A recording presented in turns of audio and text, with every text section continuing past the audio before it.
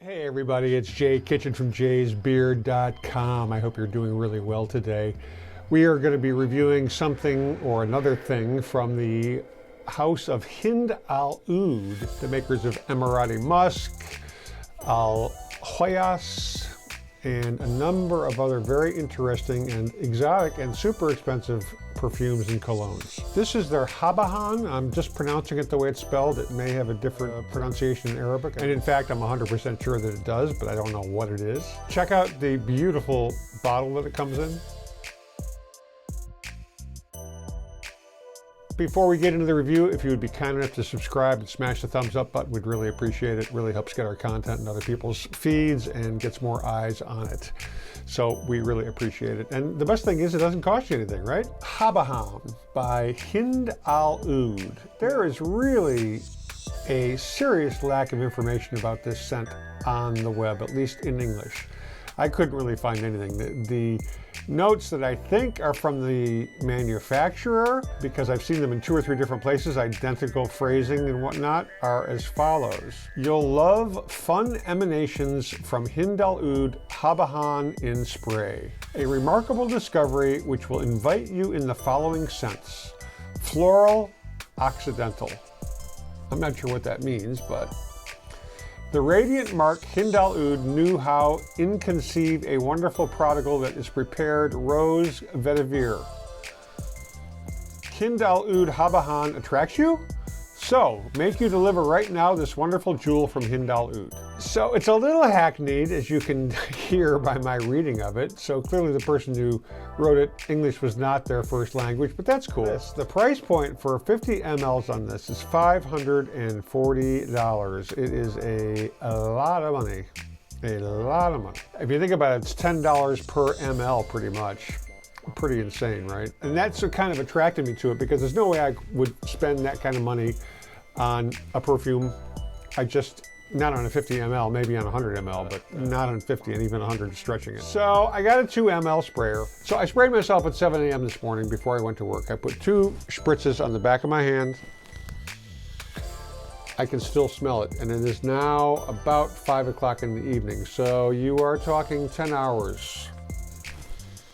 Is it a skin scent at this point? It may be, but it's still got that oomph. Now I resprayed myself not too long ago, and it's different than the dry down. As I smell it during the day, like, it changes. Like any good cologne or good scent, it sort of evolves, right? It's not a one note kind of a thing. This has got smells of leather, of wood, in particular oudy kind of wood. I can't say it's oud specifically. Tobacco, those dark, earthy kind of elements. The only thing I did find on the web about the notes on this are the top notes are aldehydes, heart notes rose, and base note vetiver. Now, I gotta be honest with you, I did not really pick up any noticeable vetiver, or maybe there's some rose mixed in. That's definitely a possibility. When it's fresh, you can smell the rose more prominently. I couldn't stop smelling my freaking hand all day.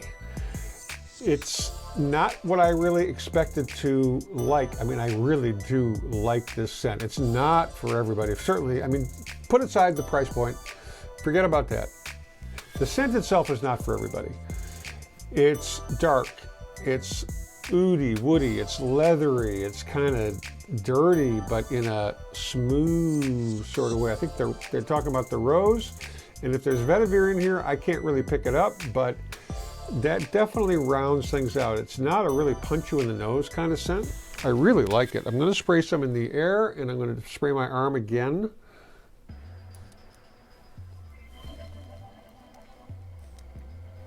Now, it's a little bit amber-ish, so if you do come across this, I wouldn't spray it on a white shirt or near any kind of light colored clothing. It'll probably stain it. It is kind of a nice golden color though, right? You know, as I smell the fresh alcohol kind of evaporating, now I'm getting the vetiver. But that disappears pretty quickly. Like I said earlier, I was smelling this all day and I did not really pick up any vetiver.